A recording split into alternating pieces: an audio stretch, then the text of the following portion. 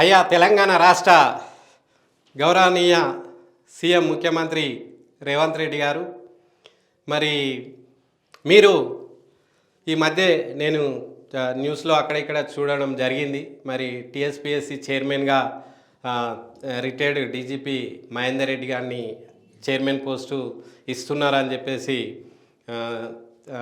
నాకు తెలవడం జరిగింది. సో ఇది మరి డీజీపీ మహేందర్ రెడ్డి గారిని సెలక్షన్ ఎందుకు చేసుకున్నారు, తనకున్న అర్హతలు ఏమిటి, మరి ఇప్పుడు నిరంతరము అనునిత్యము విద్య కోసము తప్పించిన ఆకునూరి మురళి లాంటి ఐఏఎస్ గారికి ఇవ్వకుండా మీరు రిటైర్డ్ డీజీపీ మహేందర్ రెడ్డి గారికి ఇవ్వడంలో అంతర్యం ఏమిటి, మీ సామాజిక వర్గం అని చెప్పేసి తనకు ప్రియారిటీ ఇచ్చారా, లేకపోతే తనకు విద్య పట్ల ఏమన్నా అంకితభావం ఉన్నదని ఇచ్చారా, విద్యా వ్యవస్థ పట్ల తను ఏమన్నా పోరాటం చేశారని ఇచ్చారా, లేకపోతే తనకేమన్నా అనుభవం ఉన్నదని ఇచ్చారా, తనకు శాంతి భద్రతల పట్ల అవగాహన ఉండొచ్చు, మీరు కావాలంటే పోలీసు డిపార్ట్మెంట్లో అదనపు సలహాదారుల కింద శాంతి భద్రతల ఇంకేదన్నా తన ఏదన్నా అనుభవం విశేష అనుభవం ఉంటే ఆ రకంగా తన సేవలు వినియోగించుకోవాలి. కానీ మరి విద్యా వ్యవస్థ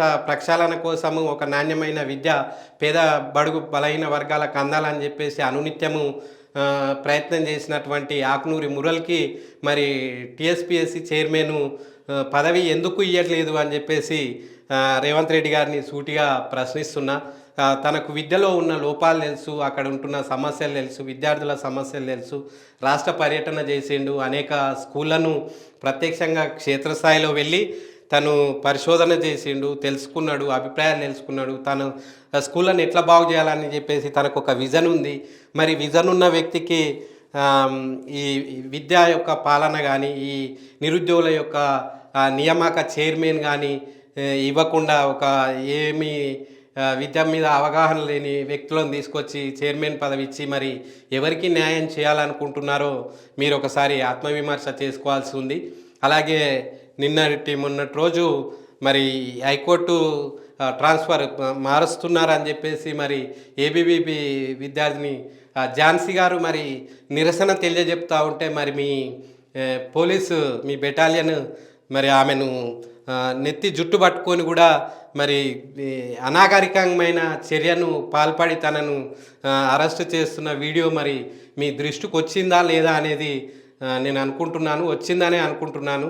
మరి మీది ప్రజాపాలన అన్నారు, మరి ప్రజాపాలన అంటే జుట్టు పట్టుకొని ఈడ్చుకుంటూ పోవడమే ప్రజాపాలన. మరి ఇంతకుముందుకున్న ఆయన మీద దొరల పాలన, గడిల పాలన అని చెప్పేసి ఎన్నో మాటలు మాట్లాడిన మీరు మరి ఇప్పుడు మీ డిపార్ట్మెంటు, మీ పోలీస్ డిపార్ట్మెంటు నిర్వహిస్తున్న మరి ఘనకార్యం నువ్వు ఒకసారి చూడు. ఆ వీడియో కావాలంటే యూట్యూబ్లో వెతుకు, లేకుంటే ఇక మీ ఉంటారుగా మీ అనుచరులు, మీ సలహాదారుల దగ్గర తీసుకో. మరి పోలీసుల దుశ్చర్య ఇది అనాగరికము, ఇది రాజ్యాంగం అదే చెప్పిందా? మరి ఒక వ్యక్తిని జుట్టు పట్టుకొని ఈడ్చుకొని పోవాలనేనా మరి వీళ్ళకు పోలీసు యూనిఫామ్ ఇచ్చింది?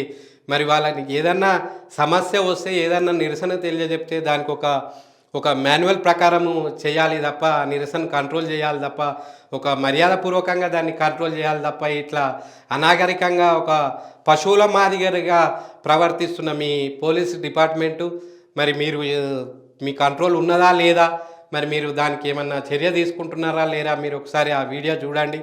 అది నిజంగా అది ఒక మీ ప్రభుత్వంలో ఇలాంటి దుర్ఘటన నేను చూడవలసి వస్తున్నదని చెప్పేసి నేనైతే అనుకోలేదు.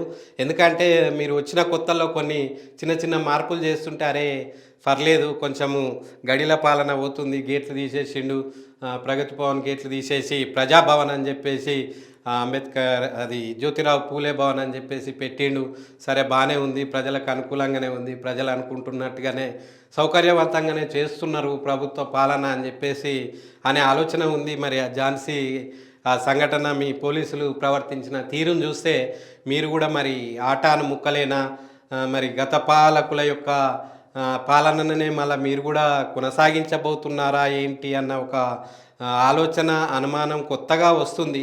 సో మీరు 100 రోజుల టైం పెట్టిరు కనుక 100 రోజుల వరకు కూడా ఏమీ అనొద్దు, జస్ట్ అబ్జర్వ్ చేస్తూ ఉండాలి అని చెప్పేసి అనుకున్నాను. కానీ అట్లా వాళ్ళు మీ పోలీసులు ప్రవర్తించిన తీరు చూస్తే మరి ఆగలేక ఆవేదనతో చెప్తున్నాను. ఇది గత పాలనను ఒకసారి గుర్తు చేసే విధంగా మీ పోలీసులు ప్రవర్తించిర్రు. కనుక సంబంధిత మరి పోలీసు డిపార్ట్మెంట్ హెడ్ ఎవరైనా కానీ మీరు ఇలాంటి క్రూరమైన అణచివేతలకు మీరు ప్రయత్నిస్తే ప్రజా తిరుగుబాటుకు గురి కావాల్సి వస్తుంది. త్వరలోనే మీరు మర్చిపోవద్దు, ఎంపీ ఎన్నికలు ఉన్నాయి, స్థానిక సంస్థలు సర్పంచ్ ఎన్నికలు ఉన్నాయి, ఎంపీటీసీ ఎన్నికలు ఉన్నాయి, జెడ్పీటీసీ ఎన్నికలు ఉన్నాయి, ఎమ్మెల్సీ ఉన్నది, ఉమ్మడి నల్గొండ, వరంగల్, ఖమ్మం ఉన్నాయి. సో ఇలాంటి దుర్ఘటనలు చూస్తూ ఉంటే మరి ప్రజలు మళ్ళీ తిరుగుబాటు చేయాల్సి వస్తుంది, మళ్ళీ మీకు మరి వేరే గతి పట్టియాల్సి వస్తుంది. కనుక మీరు ఇలాంటి చిన్న చిన్న సంఘటనలు జరగకుండా మీరు తక్షణమే నిర్ణయం తీసుకోవాలి. తర్వాత పాలనను తక్షణమే మీరు టీఎస్పీఎస్సి మహేందర్ రెడ్డిని తక్షణమే మీరు తొలగించాలి. తనకు విద్యా వ్యవస్థ పట్ల, నిరుద్యోగుల బాధల పట్ల తను స్టడీ చేయలేదు, తను పోరాడలేదు. ఇవాళ మీరు సీఎం కుర్చీలో కూర్చున్నారంటే అది మీ ఒక్కరి గెలుపు కాదు. ఎందుకంటే సబ్బండ వర్ణాలు, సబ్బండ వర్గాలు, నిరుద్యోగులు, కార్మికులు, కర్షకులు, అటు ఉద్యోగులు ప్రతి ఒక్కరు కూడా సామాజికవేత్తలు, ఉద్యమకారులు, విజన్ ఉన్న వాళ్ళు ఇప్పుడు మన ఓయూ మైపాల్ యాదవ్ అయితేనేమి, తర్వాత వైఆర్టీవీ రంజిత్ రెడ్డి అయితేనేమి, తీన్మార్ మల్లన్న అయితేనేమి, తొలివేలుగు రఘు అయితేనేమి, సిగ్నేచర్ స్టూడియో, ఈ సోషల్ మీడియా శ్రీ ఛానల్ అయితేనేమి, ఈ యూట్యూబ్ ఛానళ్ళ పుణ్యమాని వారి ప్రయత్నం వల్ల, వారి పోరాటం వల్ల మీరు అధికారంలోకి రావడంలో వారి పాత్ర కూడా విశేషంగా ఉంది. అందులో ముఖ్యంగా ఆకునూరి మురళి కూడా ముఖ్య పాత్ర వహించిండు. తను అన్ని విద్యా సంస్థలకు తిరుగుతూ అక్కడ ఉన్న లోపాలు, విద్యా వ్యవస్థ లోపాలను కూడా ఎత్తి చూపడం వల్లనే ప్రజల్లో ఒక కొత్త ఆలోచన వచ్చింది. అరే, ఇంత దయనీయమైన విద్యా వ్యవస్థ తెలంగాణ రాష్ట్రంలో ఉంది ఏంది, ప్రభుత్వం మారితేనన్నా విద్యా వ్యవస్థ బాగుపడుతుందేమో, నిరుద్యోగులకు ఉద్యోగాలు వస్తాయేమో అని చెప్పేసి తను స్వతంత్రంగా క్యాంపెయినింగ్ చేసిండు. ఆ క్యాంపెయినింగ్ మీ ప్రభుత్వం అధికారంలోకి రావడానికి అనేక విధాలుగా ఉపయోగపడ్డది. మరి అలాంటి వ్యక్తికి, చిత్తశుద్ధి కలిగిన ఆకునూరి మురళికి టీఎస్పీఎస్సీ చైర్మన్ పదవి ఇచ్చుంటే ఇవాళ నిరుద్యోగులకు ఒక నమ్మకం కలిగేది. ఎందుకంటే నిరుద్యోగుల సమస్యలు ఆకునూరి మురళి గారు సారు స్టడీ చేయడం జరిగింది, విద్యా వ్యవస్థ మీద స్టడీ చేయడం జరిగింది. అలా స్టడీ చేసిన వ్యక్తులకు, అవగాహన ఉన్న వ్యక్తులకు బాధ్యత గల టీఎస్పీఎస్సీ పదవి ఇచ్చుంటే మా నిరుద్యోగులకు, 40 లక్షల మంది నిరుద్యోగులకు ఒక ఆశ కలిగేది, ఒక నమ్మకం కలిగేది ప్రభుత్వం మీద, ఈ టీఎస్పీఎస్సీ బోర్డు మీద. కానీ మరి ఈరోజు మీరు మహేందర్ రెడ్డికి ఇవ్వడం వల్ల మా నిరుద్యోగులు మళ్ళీ పూర్వపు ఆలోచనలు, పూర్వపు అనుమానాలు వ్యక్తపరుస్తున్నారు.